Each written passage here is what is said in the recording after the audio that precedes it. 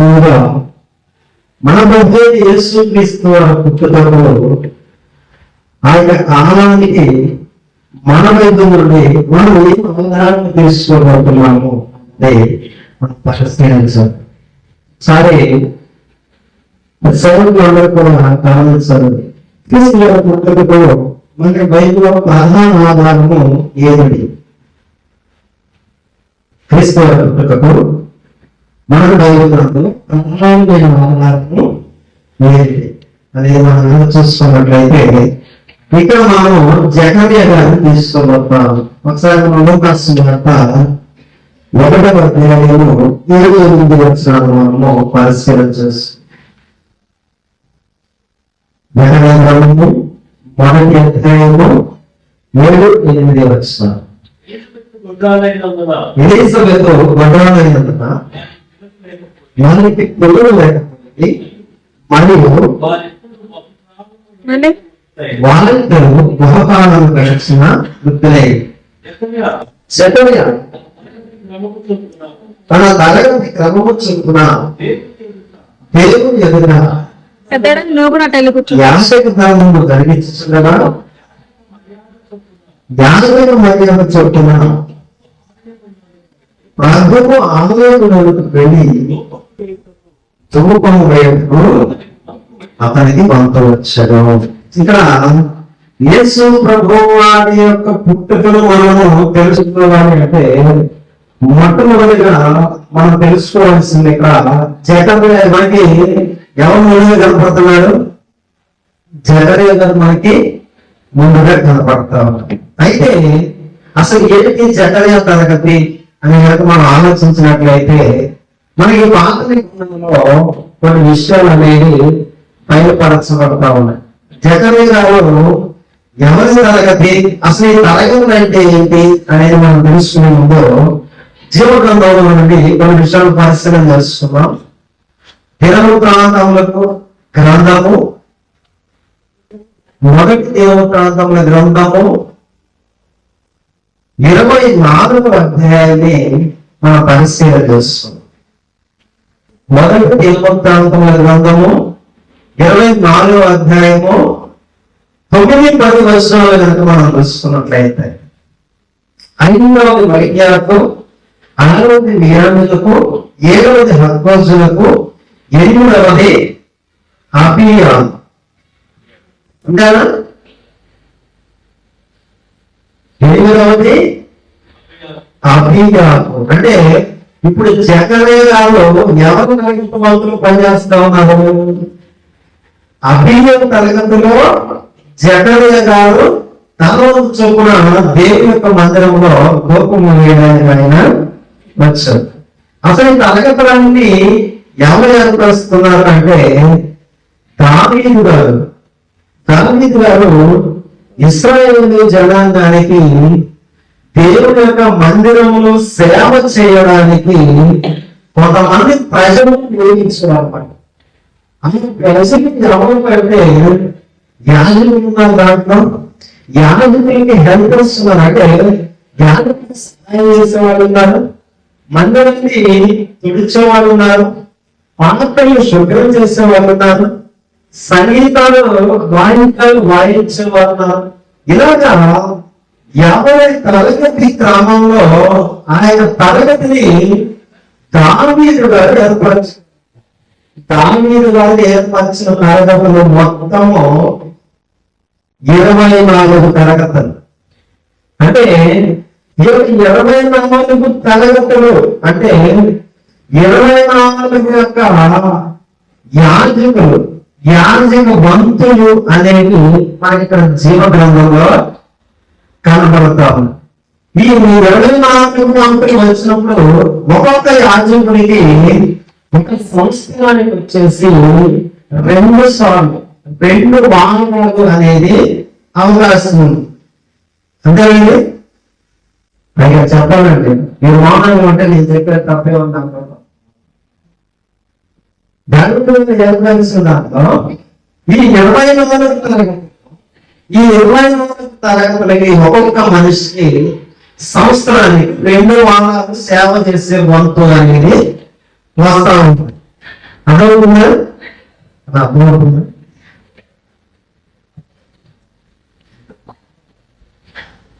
అయితే ఇప్పుడు ఒక్కొక్క సేవకుడు నెలకి 4 వారాల చొప్పున మనం వేసుకున్నట్లయితే ఈ యొక్క అభ్యయ తరగతి ఎప్పుడు చేసింది? 8వ తరగతిలో వచ్చింది అనమాట. అదే కదా జకర్య గారు ఎవరి వంతులో చేస్తున్నాడు? అభ్యయ గారి వంతులో చేస్తున్నాడు. ఇప్పుడు ఇశ్రాయేలు యొక్క యూదుల యొక్క కాలమాన ప్రకారంగా మనం చూసుకుంటే మొదటి 4 వారాల్లో 4 అయిపోవాలి. తర్వాత ఒక వారం మనం చూసుకున్నట్లయితే 2వ నెల 4వ వారానికి ఒక అభ్యయ తరగతి అనేది వస్తా ఉంది. అర్థమవుతుందండి? అయితే ఇప్పుడు నేను మీకు ఒక క్యాలెండర్ గురించి మాట్లాడుతాను. ఒకసారి ఆ యొక్క క్యాలెండర్ అనేది తీసుకొస్తే మీకు అందరికీ ఒక అవగాహన కోసం ఈ మాటలన్నీ నేను ప్రస్తావిస్తున్నాను.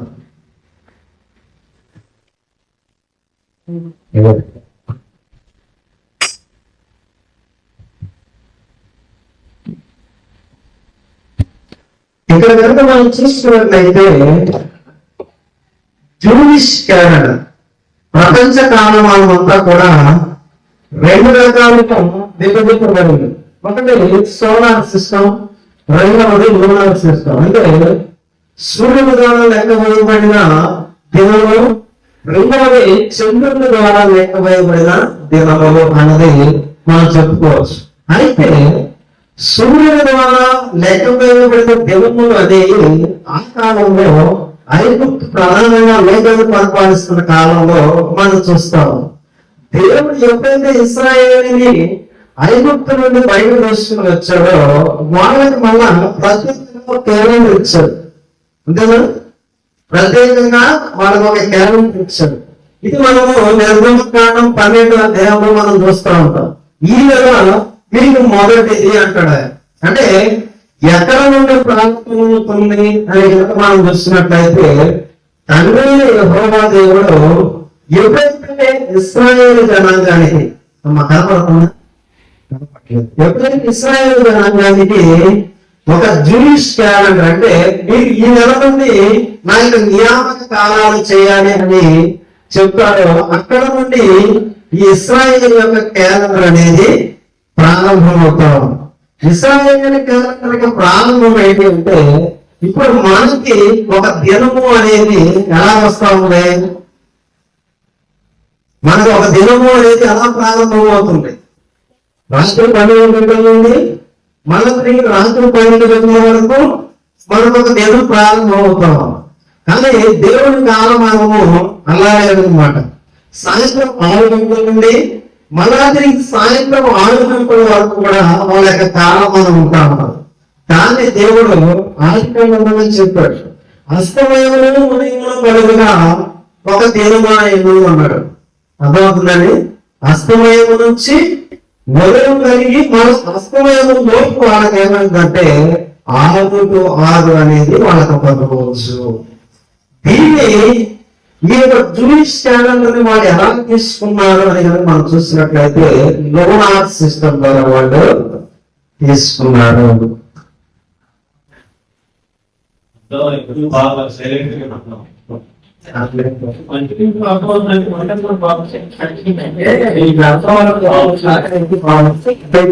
ఇది మన నార్మల్ క్యాలెండర్. జనవరి, ఫిబ్రవరి, మార్చి, ఏప్రిల్, మే అనేది ఇది మన గ్రెగోరియన్ క్యాలెండర్, అంటే ఇంగ్లీష్ క్యాలెండర్ గా మనం పరిగణిస్తాం. దీనిలో ఉంటే మన జూయిష్ క్యాలెండర్ చూస్తే అంటే నిస్సాము అంటే మన భాషలోకి మన క్యాలెండర్లోకి వస్తే 2 వారాలు మార్చిలో, 2 వారాలు ఏప్రిల్లో ఉన్నట్టుగా మనకి అక్కడ తెలియజేస్తాం. అంటే నెల మధ్యలో నుండి నెల మధ్యలో మన తెలుగు క్యాలెండర్ చూస్తాం కదా, కృష్ణపక్షము శుక్లపక్షము అని చూస్తాం కదా. అలాగే వాళ్ళు చెందుకు బట్టి వాళ్ళు ఏం చేస్తారంటే ఆ యొక్క నెల భాగాలు అనేది ఈ విధంగా వాళ్ళు చూస్తూ ఉంటారు. ఇలా చూసినప్పుడు వాళ్ళ యొక్క క్యాలెండర్ ప్రారంభం అనేది నిస్సారు మాసంలో వాళ్ళ యొక్క క్యాలెండర్ అనేది ప్రారంభం అవుతా ఉంది. ఈ యొక్క నిస్సార మాసం తోటి ఎప్పుడైతే వాళ్ళ క్యాలెండర్ ప్రారంభం అవుతా ఉందో వీళ్ళకి తరగతులు అంటే క్లాసిఫికేషన్ అనేది ఆ యొక్క యెరూషలేము మందిరము కట్టడానికి ముందే దేవుడు దావీదు గారి ద్వారా ఏర్పాటు చేసి పెట్టాడు.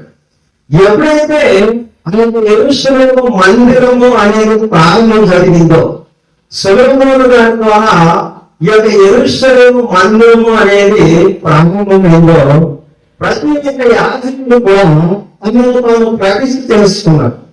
అందులో తాను ప్రతిష్ఠ చేసుకున్న తర్వాత మొదటి తరగతి మన అభియాన తరగతి మనం చూసుకున్నట్లయితే ఇక్కడ మనది మార్చిలో 2 వారాలు నిస్సారం అనే మాసంలో 4 వారాలు అయిపోయింది. అంటే 4 తరగతులు అయిపోయింది. ఇప్పుడు అభియాగాలు ఎక్కడ వచ్చింది అంటే అనే దాంట్లో చివరిలో ఇక్కడ ఈ యొక్క అభియాగారి తరగతి రావడము అనేది మనం చూస్తాం. అంతేనా? ఇప్పుడు జకర్యా గారి వంతు ఎక్కడ ఉన్నది అని కనుక మనం చూసినట్లయితే మే చివర అన్నది మనం మొదలు పెట్టుకున్నాం. అయితే ఈ మే చివర ఏం జరిగింది అంటే తండ్రి యెహోవా దేవుని యొక్క సంకల్పంలో భాగంగా తండ్రి జకర్యా గారిని ఆయన దర్శిస్తాడు. దేవుడు మందిరంలోనే ఉన్నప్పుడు ఆయన దర్శిస్తాడు. దర్శించి నీకు బిడ్డ పుట్టబోతున్నాడు అని చెప్పేసి మాట్లాడతాడు. ఈ బిడ్డ పుట్టిన తర్వాత యేసు ప్రభువు అనే యొక్క తండ్రి యోసేపు గారి దగ్గరికి మళ్ళా దేవదూత వస్తుంది. ఈ దేవదూత వచ్చినప్పుడు వార్త చెప్తున్న మాట ఏదో మనం ఒకసారి లూకా సువార్త మొదటి అధ్యాయాన్ని మనం పరిశీలించేద్దాం. అదే లూకా సువార్త మొదటి అధ్యాయము 26వ వచనంలో మనకు ఒక క్లూ చెప్తుంది. 6వ నెలలో గబ్రియేలు దేవదూత గలిలయలోని నజరేతు ఊరిలో దావీదు వంశస్థుడైన యోసేపును ఒక పురుషుని ప్రధానము చేయబడిన కన్యకకు వద్దకు దేవుని చేత పంపబడింది. ఇప్పుడు ఆరంభం నెల అనేది జరుగుతూ ఉంది.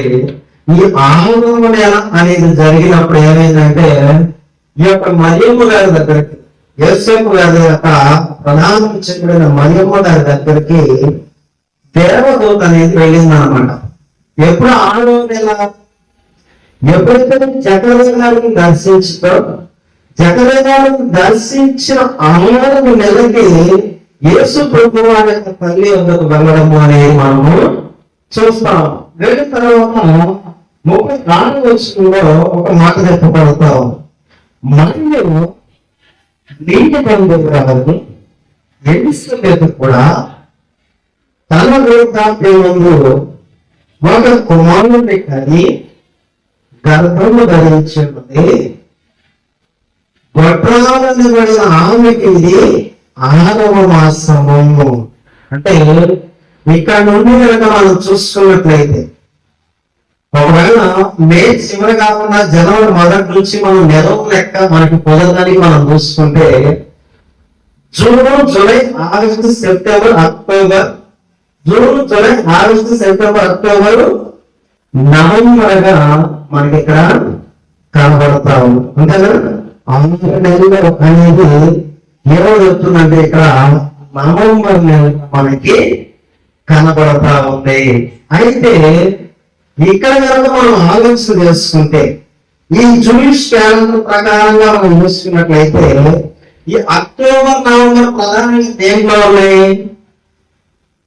టిష్రీ నెలలో. అంటే ముందు ఒక వారం అనేది మనం దీంట్లో కలిపాం కాబట్టి దీంట్లో ఇప్పుడు ఎన్ని వారాలు ఉన్నట్టు?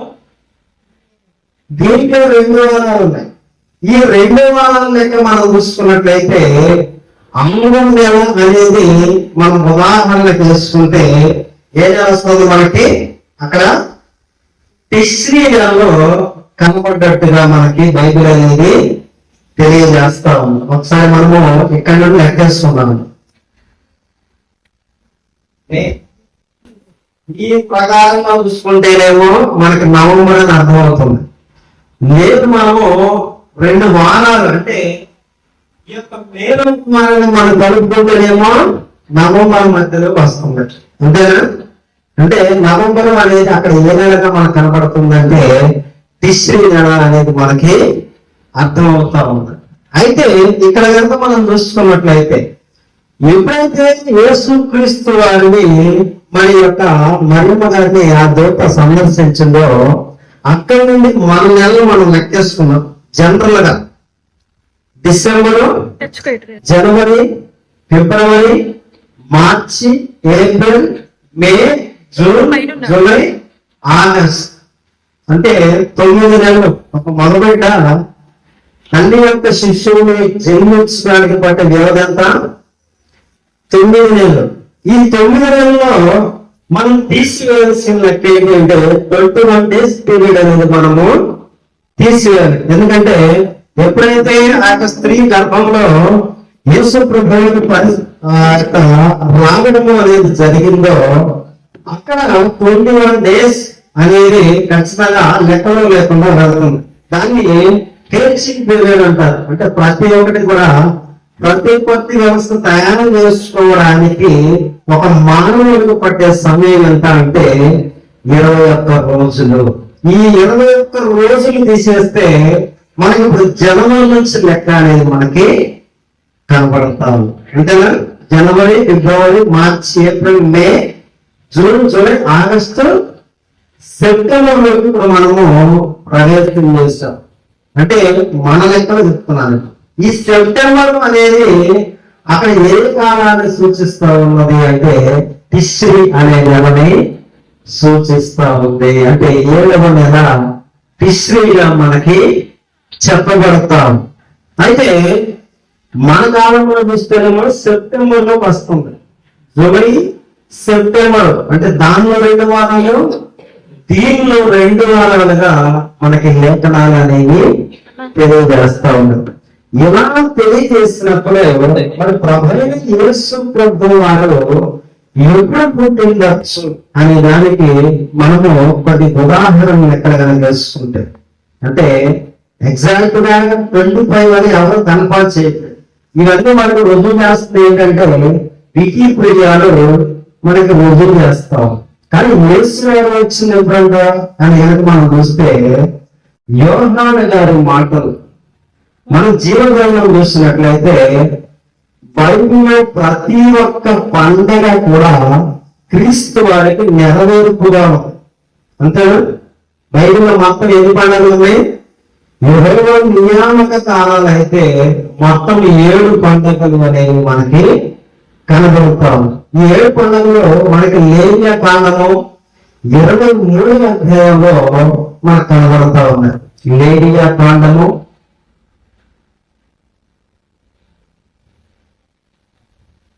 23వ అధ్యాయంలో తండ్రి యెహోవా దేవుడు వీళ్ళకి కొన్ని లెక్కలు అనేది చెప్పాడు అనమాట. కొన్ని నియామక కాలం అనేది ఆయన ఇస్తా ఉన్నాడు.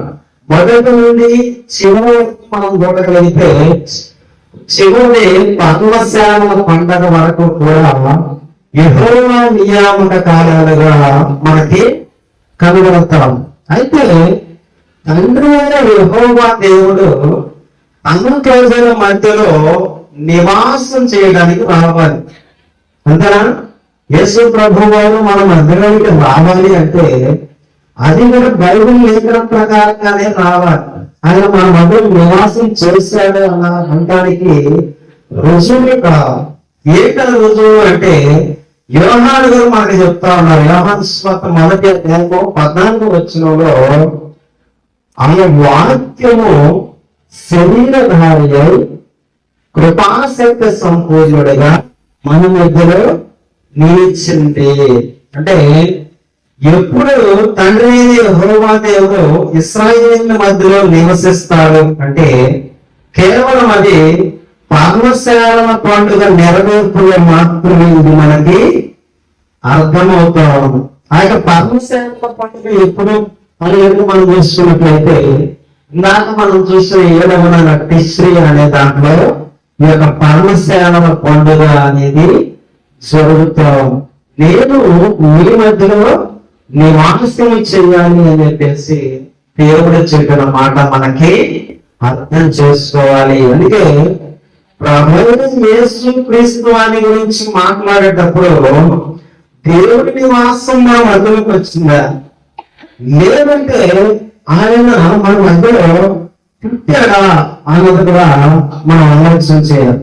ఈ విధాన క్రిస్మస్ జరుగుతున్న మనము మా దేవుడు పలానా తారీఖు పుట్టాడు, లేదంటే ఇదిగో ఈ భూమి మీద 2000 సంవత్సరాల క్రితం పుట్టాడు అంటే చాలా మందికి ఏం జరుగుతా ఉందంటే ధైర్యంగా కనపడతాం. ఎందుకంటే మా సంస్కృతి బట్టి మా దేవుడు బట్టి 1,00,000 సంవత్సరాలు అయిందని చెప్పేసి వాళ్ళు మాట్లాడుతున్నారు. యేసు ప్రభు వారు మరి దేవుడే కదా, దేవుడేనా? మరి దేవుడికి పుట్టుకుంటుందా? ఒకటి మనం ఆలోచించవలసిన విషయం. యేసు క్రీస్తు వారు నేను వస్తాను అని చెప్పిన వ్యక్తి కానీ మనకు పాత నిబంధన నుండి కనపడతా ఉన్నాడు. ఇశ్రాయేలు పరిచయం చేసుకున్నా కూడా నేను ఉన్నవాడను అన్నాడు కానీ పుట్టిన వాడను అన్న మాట మనకు కనపట్లేదు.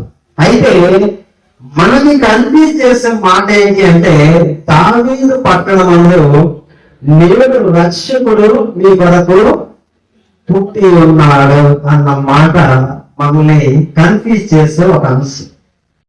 మరి రక్షకుడు పుట్టాలా, దేవుడు పుట్టాలా?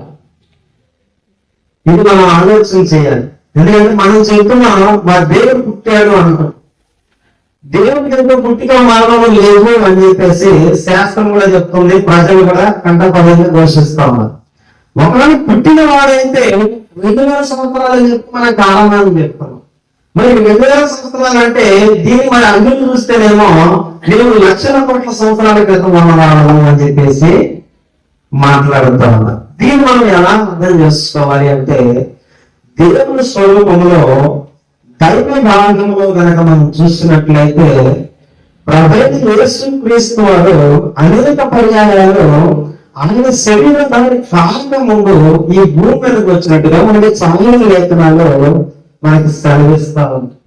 ఆయన నిలబడి ఉన్నాడు అని మనం చూస్తున్నట్లయితే ఆయన వాక్కు అయి ఉన్నాడు అని చెప్పేసి మనకి లేఖనం అనేది సెలవిస్తాం. అంటే మనకు మాత్రమే మనంతా చూస్తే ఏ మాట మనకు కనబడతా ఉంది?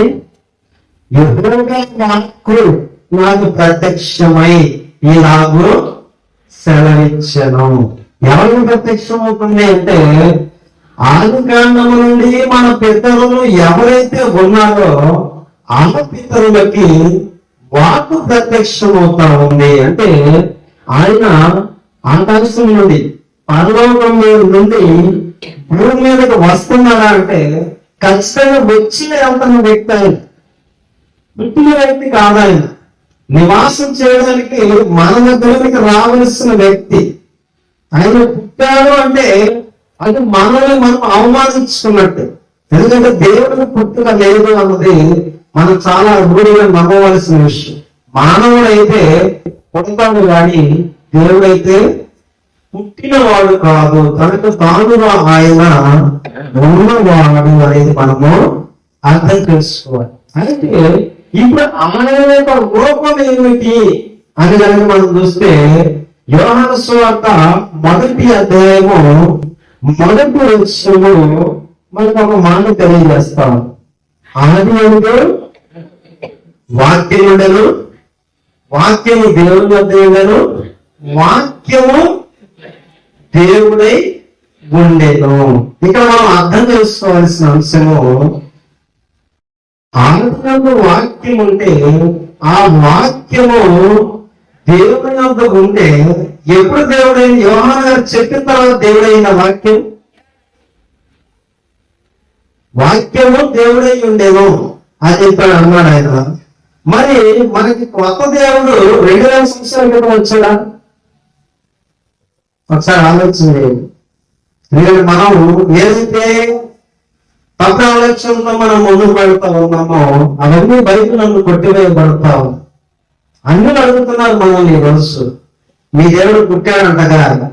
అంటే వాళ్ళు పుట్టించుకున్నట్టుగా మనం కూడా పుట్టించానా? చెప్పండి, వాళ్ళు పుట్టినట్టుగా మనం కూడా పుట్టించామా?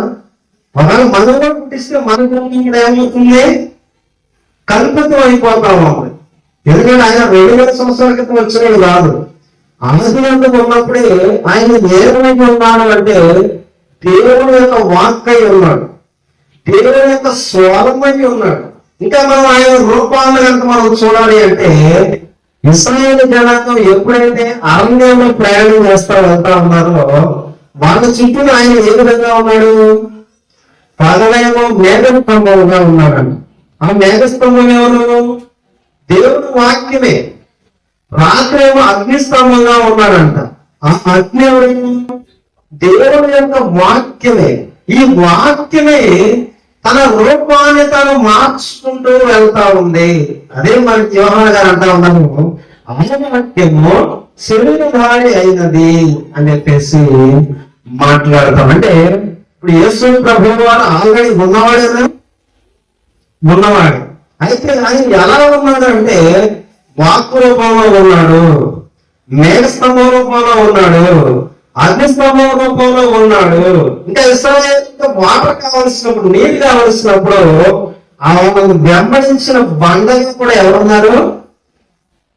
యేసు ప్రభువు వారే ఉన్నారు. మనం వచ్చి ఒక లేఖనాన్ని పరిశీలన చేద్దాం. ఆది కాండము 18వ అధ్యాయము మొదటి 2-3 వచనాలు మనం చదువుకుందాం. ఆది కాండము 18వ అధ్యాయము, ఆది కాండం 18వ అధ్యాయం. అతను కన్నులెత్తి చూసినప్పుడు ప్రశ్నించాలి. మరియు మమ్మల్ని దగ్గర ఉన్న సింధుల వనములో అబ్రహాము ఎండ మీద కూర్చుని ఉన్నప్పుడు యెహోవా అతనికి కనబడేను. ఎవరు కనబడ్డారు ఆయనకి? యెహోవా ఆయనకి కనిపించాలని చెప్పేసి ఎవరు మాట్లాడుతున్నారు? అబ్రహాం గారు మాట్లాడతాము. కనిపించినప్పుడు యెహోవా నామమే ఆయనకి కనబడతాము. తర్వాత ఎందుకు వచ్చాక ఆయన ఏమంటున్నాడు? 3 మనుషులు నాకు కనబడ్డారు అని చెప్పేసి ఆయన మాట్లాడు. ఈ 3 మనుషుల్లో ఆయన ఒక అతన్ని ప్రభువా అని సంబోధన చేసినట్టుగా మనకి కనబడతా ఉంది. అంతే కదా? 3వ వచనం చూద్దాం. ప్రభువా నీ కటాక్షము నా మీద ఉన్నాయడలా. అంటే ఇద్దరు అందులో ఎవరు? దేవదూతలు. ఈ ప్రభు ఎవరు అంటే ప్రభువుని యేసుక్రీస్తు వారు. అంటే వాక్కు రూపంలో ఆయన ఎలా ఉన్నాడంట? శరీరధారిగానే కనిపించాడంట. అర్థమవుతుందా? తర్వాత శరీరధారికి ఎలా వచ్చాడో మనం మాట్లాడుతున్నాం. అయితే వాక్కు రూపం లేకముందు కూడా ఆయనకి ఏ రూపం ఉంది? ప్రభువు రూపము, రాజు రూపము, మనుష్య రూపము ఉన్నట్టుగా ఇక్కడ సాక్షాత్ అబ్రహాం గారు మనతో సెలవిస్తా ఉన్నారు. అయితే ఈ వాక్కు ఏమై ఉన్నది అంటే శరీరధారి అయి ఉన్నది. మరి రక్షకుడు పుట్టాడు కదా అని చెప్పేసి ఇప్పుడు మనం ఆలోచన చేస్తే తండ్రి యెహోవా దేవుని యొక్క సంకల్పంలో ప్రతి ఒక్క మాట కూడా సిద్ధించవలసింది. ఆయన ఏమన్నాడు అంటే యెహోవానైన నేను అన్నాడు. యెహోవా అనే పదానికి అర్థం ఏమిటి అని కనుక మన హీబ్రూలో చూసుకున్నట్లయితే నేను మీ యొక్క సేవియర్ని అని చెప్పేసి మనకి లేఖనము అనేది తెలియజేస్తాం. ఈ సేవియర్ యొక్క లక్షణం ఇప్పుడు ఎవరిలో ఉంది? తండ్రి యెహోవా దేవుడిలో ఉంది. ఎందుకంటే ఈ దేవుడు స్వరమై ఉన్నాడు. నేను ఏమై ఉన్నానంటే నా మాట అయి ఉన్నాను. నా మాట ఏమై ఉన్నానంటే నేనై ఉన్నాను. అంతేనా? నా మాట ఎక్కడ నుండి బయలుదేరుతుంది? నాలో నుండి బయలుదేరుతుంది. నా మాట ఎక్కడ ఉంది? నాలో ఉన్నది. అందుకే యోహాను గారు రాసిన మొదటి వచనంలో ఆ వాక్యము దేవుని యొద్ద, నా మాట నాలో ఎలాగున్నదో ఆయన యొక్క స్వరమై ఉన్న, ఆయన యొక్క వాక్యం ఉన్న ఆ యొక్క అక్షరము కూడా దేవుని యొద్ద ఉన్నది అన్న ప్రస్తావన యోహాను గారు మాట్లాడుతా ఉన్నారు. ఈ వాక్యము ఆల్రెడీ మనకు భూమి మీదకు వచ్చి వెళ్తున్న వాక్యం. ఎందుకంటే ఈ వాక్యానికి ఏమున్నది, దేవుని మాటకి ఏమున్నది అంటే శక్తి ఉంది. అది మనం ఎబ్రీ పత్రిక చూస్తున్నప్పుడు కూడా యెహోవా మాట వలన సృష్టి నిర్మాణం అనేది జరిగింది అంతేనా? ప్రపంచములు దేని వలన నిర్మితమైనవంట? దేవుని వాక్యము వలన. ఒకసారి మనం హెబ్రీయులకు రాసిన పత్రిక చూద్దాం.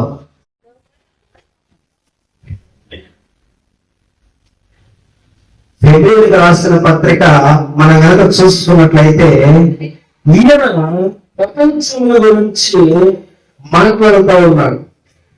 పంచమండి కనుక మనం చూసుకున్నట్లయితే ఇక్కడ మాటల గురించి కొన్ని విషయాలు చెప్తా ఉన్నాడు. పూర్వకాలంలో నానా సమయములలో నానా విధములుగా మనతో మాట్లాడిన దేవుడు. ఆ మాట ఎవరు అంటే ఇప్పుడు మనం యేసు అన్న పేరు పెట్టుకోవడానికి వచ్చిన మాట. అంతేనా? క్రొత్త నిబంధన ఏమని తెలియజేస్తా ఉంది? ఆ వాక్యానికి, ఆ రక్షకుని నామానికి మాట అనేది తెలియజేస్తాం. అయితే ఈ దినమున అందరూ కుమారుని ద్వారా మనతో మాట్లాడాను, సమస్తములకు వారసులుగా నిర్మించను, ఆయన ద్వారా ప్రపంచములను నిర్మించను. అంతేనా? ఇప్పుడు ఎవరి ద్వారా ప్రపంచం వచ్చిందంట? మాట పలుకగా. ఇది మాట రూపంగా మనం ఆలోచన చేద్దాం, ఇంకా మనిషి రూపంలోనికి రాల. అర్థమవుతుందా? ఈ వాక్యం ఇంకా శరీర దాని యొక్క రాల. మనకు మాటగానే సమస్త సృష్టిని కూడా నిర్వర్తిస్తుంది. ఆయన లేకుండా సృష్టి అనేది కలగలేదు. అందుకనే మనం ఆది కాలంలో చూసినట్లయితే ఆయన మాట పలుకగా అంతేనా? ఆ స్వరం ఎవరు? వాక్యము అన్నది మనకు చాలా స్పష్టంగా అర్థమవుతాం. అందుకే నిర్గమకాండంలో మోషే గారిని దర్శించేటప్పుడు ఆయన ఒక మాట అంటా ఉన్నాడు. నిర్గమకాండము 6వ అధ్యాయము 2-3 వచనాలు మనం పరిశీలిద్దాం. మరియు దేవుడు మోషేతో ఇట్లనెను, నేనే యెహోవాను, నేను సర్వశక్తి గల దేవుడను పేరున అబ్రహాము, ఇస్సాకు, యాకోబులకు ప్రత్యక్షమైనది కానీ యెహోవా అను నామనామాన్ని వాళ్ళకి ఇంకా నేను బయలుపరచలేదు. అంటే ఇక్కడ మాట ఏమై ఉన్నదంట? సర్వశక్తి గల దేవునిగా మనకి బయలుపరచాడంట. కానీ ఇశ్రాయేలునికి యెహోవా అనే నామాన్ని నేను బయలుపరచలేదు అన్నాడు.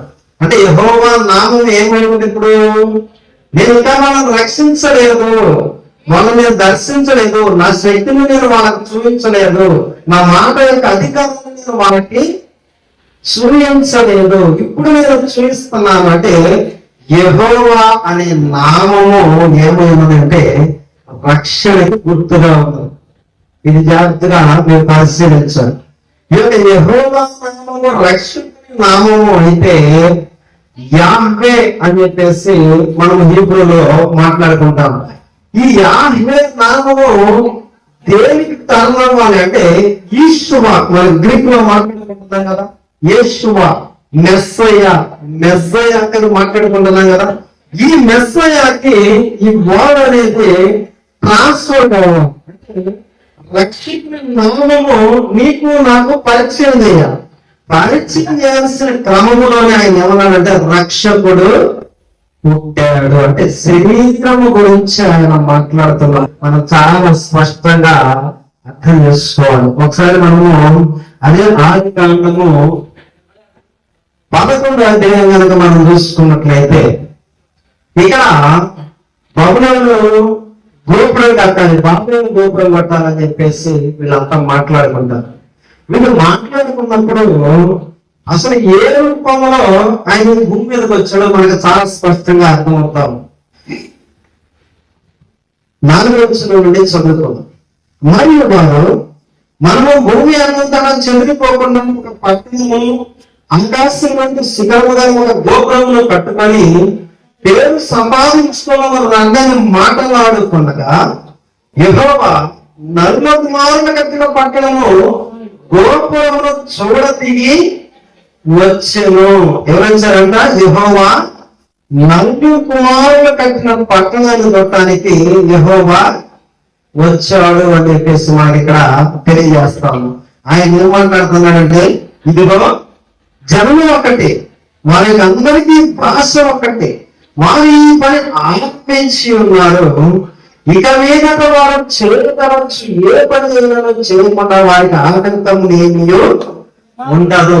కనుక మనము దిగిపోయి, ఎవరు దిగొచ్చింది? ఎవరు? మనుష్య రూపం ఆలోచించదు, ఇక్కడ ఆత్మరూపం ఆలోచించదు. స్వరము అనేది ఏం చేస్తుందంటే దిగి వస్తుందంట.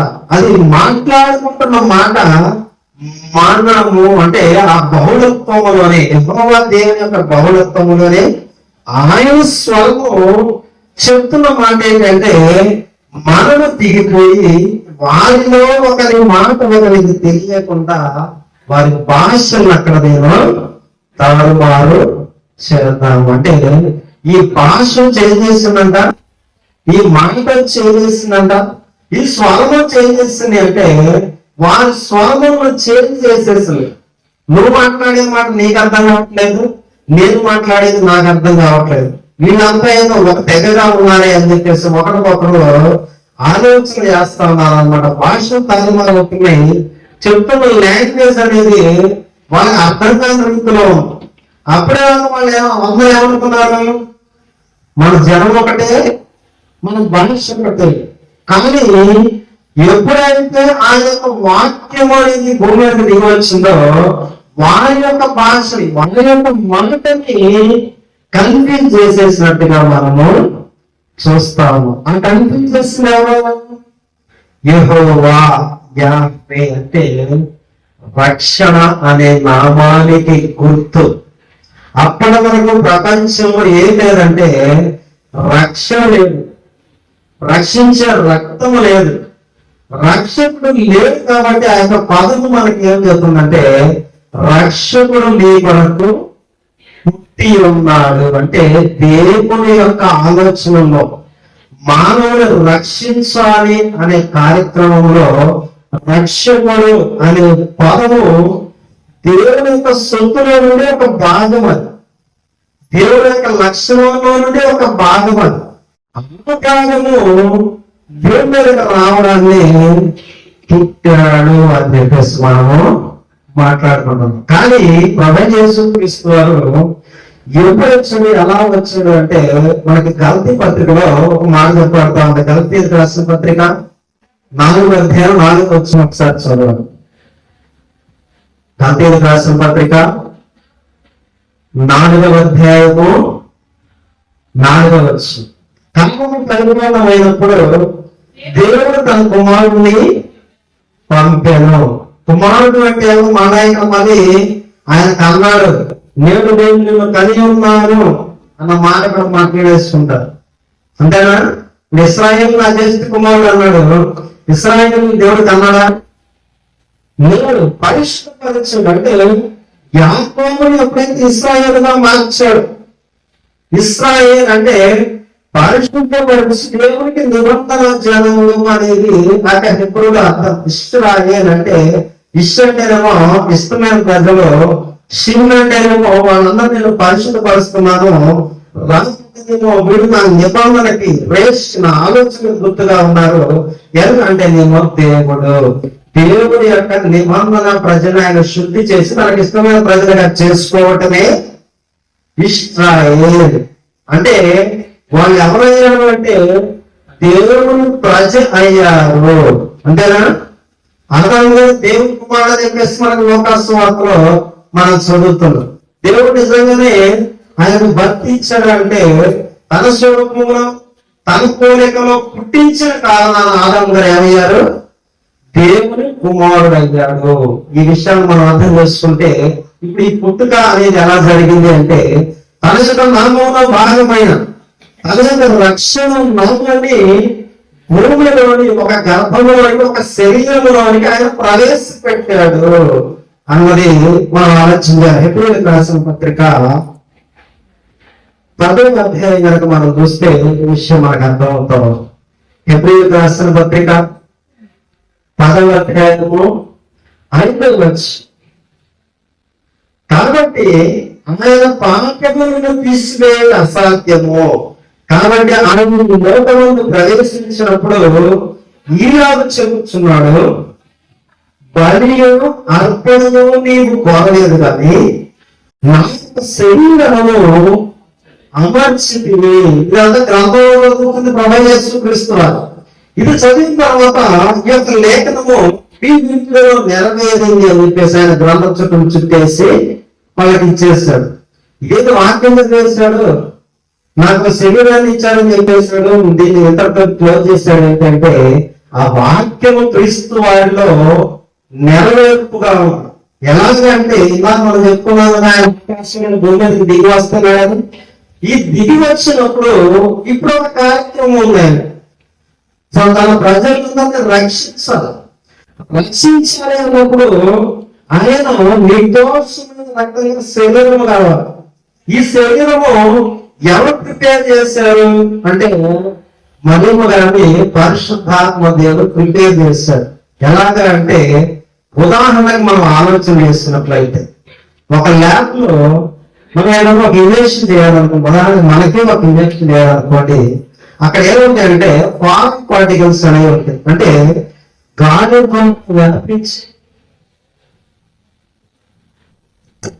ద్వారా వ్యాపించి ఆ యొక్క దుమ్ము కణాలు మనలో వెళ్ళకుండా దాన్ని ఏం చేస్తారంటే స్టెరిలైజ్ చేస్తారు. ఇది మనకు ఉదాహరణగా అర్థమవుతుంది కదా. ల్యాబ్ లో ఏదైనా సరే ఒక జన్యువుని మనము తయారు చేయాలంటే ఎలా చేస్తారు? మనమందరం చెప్పులేసుకుని రానిస్తారా? రైతులకు మనం వెళ్ళాలి, ఏమంటారు? చెప్పులేసుకుంటే దుమ్ము లోపలికి వచ్చేస్తుంది. అలాగనే ఆ కంఠము నేటిన పొజిషన్ అనేది మరియమ్మ గారిలో లేకుండా పరిశుద్ధాత్మ దేవుడు ఏం చేశాడంటే ఆమెను కమ్యూనిటీగా, అంటే ఏదైతే మనం ఒక ల్యాబ్ లో ఒక మెటీరియల్ ప్రిపేర్డ్ గా ఫారిన్ పార్టికల్స్ నుంచి మిగతా అవుట్ ఆఫ్ ఏదైతే కంటెంట్ ఏ కంటెంట్ నుంచి ఫారిన్ పార్టికల్స్ రాకుండా ఎంత శుద్ధిగా ఆ యొక్క ఇంజక్షన్ తయారు చేసి మనం బయటకు వదులుతామో, తండ్రి యెహోవా దేవుడు కూడా ఈ యొక్క పరిశుద్ధాత్మ దేవుడిని పంపించి ఈమె ఆ యొక్క లేబొరేటరీ ప్రాసెస్ అనేది క్లీన్ చేస్తున్నట్టుగా, క్లీన్సింగ్ ఏజెంట్ గా ఆ యొక్క పరిశుద్ధాత్మ దేవుడు ఉన్నట్టుగా మనము చూస్తాం. ఇప్పుడు ఆ శరీరము ఏదైతే ఉన్నదో దాన్ని ప్రిపేర్ చేసినాక ఆ యొక్క వాక్కు శరీరధారిగా ఈ భూమి మీదకి వచ్చినట్టుగా మనము చూస్తాము. ఆ బ్లడ్ ఎవరో కాదు, అది కూడా దేవుని బ్లడ్, అంటే ప్రిజర్వ్డ్ బ్లడ్ అని చెప్పేసి మనకు వాక్యం తెలియజేస్తాం. ఈరోజు పుట్టాడు అనడానికి మనం ఏం చెప్తున్నాడు? యొక్క ఆధారాన్ని చెప్పి 2000 సంవత్సరాలకు పరిమితం చేసేసి ఆయన ఏదో చిన్నవాడిగా చేసేస్తాం అన్నమాట. అంటే ప్రిజర్వ్డ్ బ్లడ్ దేవుడు స్వార్థం ఇచ్చి అని చెబుతుంది కదా. ఈ ప్రిజర్వ్డ్ బ్లడ్ ఏదైతే ఉన్నదో ఆ బ్లడ్ ద్వారా నేను మీ అందరినీ కూడా రక్షిస్తాను. అది రక్షకుని నామానికి ఉన్న ప్రాముఖ్యత. రక్షకుడు పుట్టాడు అంటే ఆ కంటామినేషన్ లేని బ్లడ్ అనేది భూమి మీదకి వచ్చింది.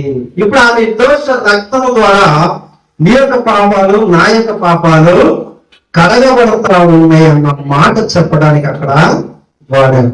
ఇక ఎప్పుడైతే ప్రభువైన యేసుక్రీస్తు మన మధ్యలో నివసించాడు అన్న మాట యోహాను గారు చెప్తా ఉన్నారో, వాళ్ళ విషయంలో కూడా, ఇశ్రాయేలీయుల విషయంలో కూడా ఈయన భూమి మీదకు వచ్చిన బతికిన ఆధారము ఆయన చాలా స్పష్టంగా చెప్తా ఉన్నాడు.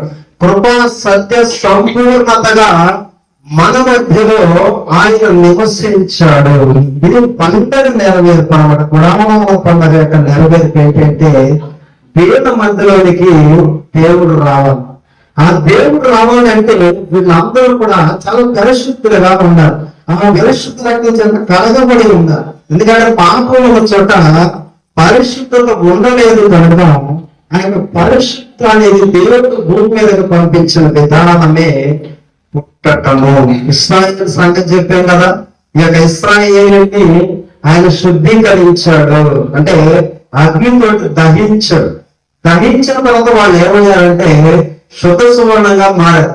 అమ్మవారిని ప్రజల్ని ఆయన నిబంధన చేసుకున్నట్టుగా, ఆయన కోవనెంట్ అనేది చేసుకున్నట్టుగా మనకి బైబిల్ అనేది తెలియజేస్తా ఉంది. అందుకే ఎప్పుడైతే ఇశ్రాయేలు జనాంగము దేవుని యొక్క నియామక కాలాలు అనేది పాటిస్తూ ఉంటారో, ఆ యొక్క నియామక కాలాల ప్రకారంగా కానీ క్రీస్తు వారి నెరవేర్పు అనేది జరుగుతాం.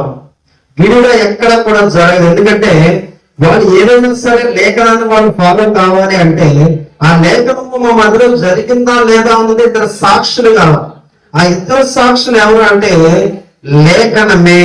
అందుకే పౌలు గారు కూడా ఏం చెప్తారంటే పండుగల విషయంలో మీరు తీర్పు తీర్చుకోవద్దు అని చెప్పేసి వాళ్ళతోటి మాట్లాడతాడు. ఎందుకంటే ఇవన్నీ క్రీస్తు వారికి ఏ విధంగా ఉన్నాయి, ఛాయగా ఉన్నాయి. ఆయన మన మధ్యలోకి వచ్చాడు అన్నప్పుడే మన యొక్క గుణాలము అనేది శుద్ధీకరించబడతా ఉంది.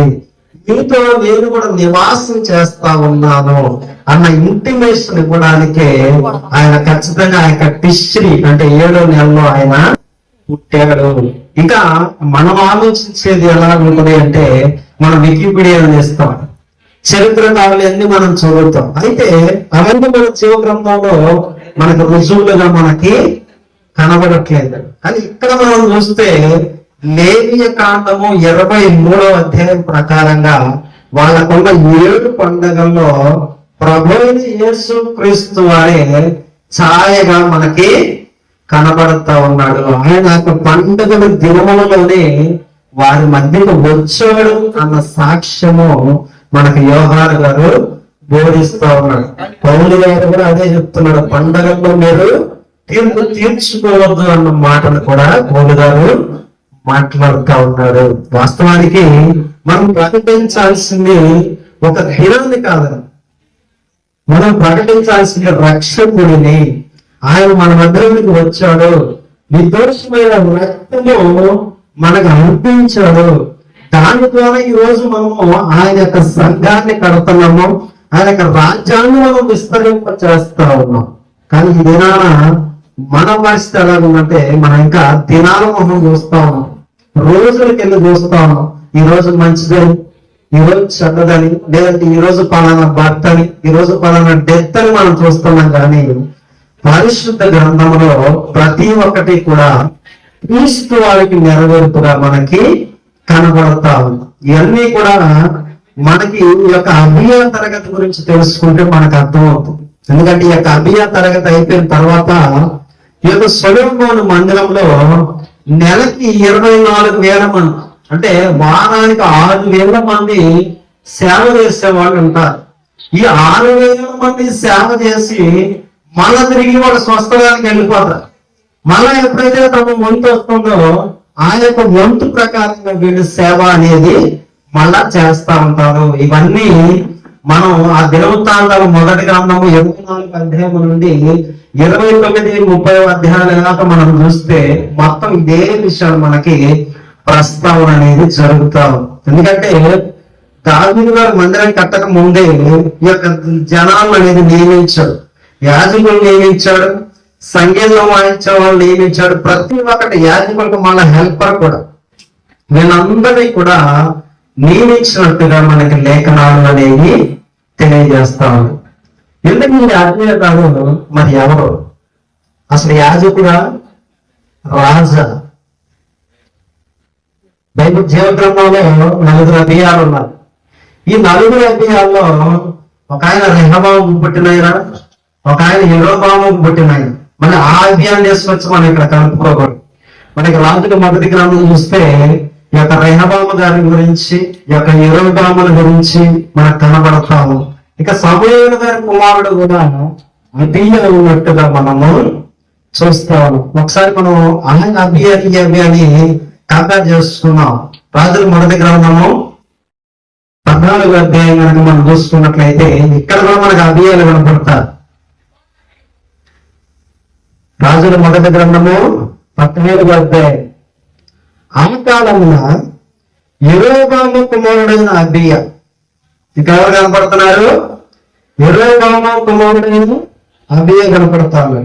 అదే 15వ అధ్యాయం మనం చూసుకున్నట్లయితే నెబాతు కుమారుడు రాజుని యెరోబాము ఏలుబడిలో 15వ సంవత్సరంలో అబీయాము యూదా వారిని ఏలనారంభించాడు. ఇక్కడ ఒక అబీయాము కనపడతా ఉన్నాడు, అక్కడ ఒక అబీయాము మనకి కనపడతా ఉన్నాడు. అంటే వీళ్ళందరూ కూడా వెంటనే చనిపోయారు. తమ యొక్క కాల ప్రకారంగా వాళ్ళు బ్రతికలేరు, వీళ్ళు వెంటనే చనిపోయారు. మరి ఈ అబీయా ఎవరు అంటే లేవీయుడు, యాజకుడు, అహరోను సంతతి వాడైన అబీయా అని చెప్పేసి మనకి లేఖనం అనేది తెలియజేస్తాం. ఎందుకంటే యేసు ప్రభువు వారు రావాలి అంటే ముందస్తుగా ధర్మశాస్త్రం బోధించవలసింది, మారు మనస్సు గురించి చెప్పవలసింది ఎవరు అంటే లేవీయులు. ఈ యొక్క లేవీ వంశంలో ఉన్న అబీయా గారి యొక్క తరగతిలోనే దేవుడు యోహాను గారిని దేవుడి యొక్క బోరగా, ఆయన యొక్క స్వరముగా పంపించాడు. ఆ స్వరానికి ఈయనకి ఒక 6 నెలల గ్యాప్ అనేది ఉంది. ఈ 6 నెలల గ్యాప్ ప్రకారంగానే మనం అబీయా గారి యొక్క కాలమానం ప్రకారంగా తిస్రీ అనే నెలలో గుడారాల పండుగలో ఆయన మన మధ్యలో జన్మించాడని చెప్పేసి ఈ యొక్క యోహాను గారు సాక్ష్యం ఇచ్చినట్టుగా, పౌలు గారు సాక్ష్యం ఇచ్చినట్టుగా మనము చూస్తా ఉన్నాము. కాబట్టి యేసు ప్రభు వారు పుట్టినవాడు కాదు, ఆయన ఆల్రెడీ ఉన్నాడు. యేసు అనేది ఒక నామం. యేసు నామానికి ముందు ఆయన ఏమై ఉన్నాడంటే దేవుడు స్వరమై ఉన్నాడు, దేవుని యొక్క లక్ష్యమై ఉన్నాడు, దేవుని యొక్క పోలికై ఉన్నాడు. ఆయన దేవదూతల స్వభావాన్ని ధరించుకున్నాడు, మనుషుల స్వభావాన్ని ధరించుకున్నాడు. అందరితోనూ మాట్లాడి ఈ భూమి మీదకి దిగి వాళ్ళ భాషను మాటలు తారుమారు చేసినట్టుగా కూడా మనకి కనబడుతా ఉన్నాడు.